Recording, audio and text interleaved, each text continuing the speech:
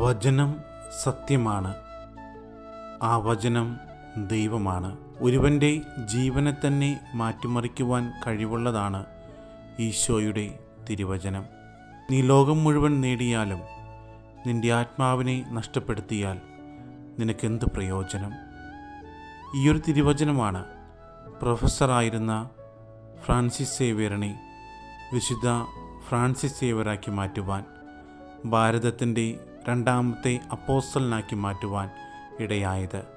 നമ്മുടെ ജീവിതങ്ങളിലൂടെ ദൈവത്തിൻ്റെ തിരുവചനം കടന്നു പോകാറുണ്ട്. പലയാവർത്തി ഞാനും നിങ്ങളും ദൈവവചനം ശ്രവിക്കുന്നവരാണ്.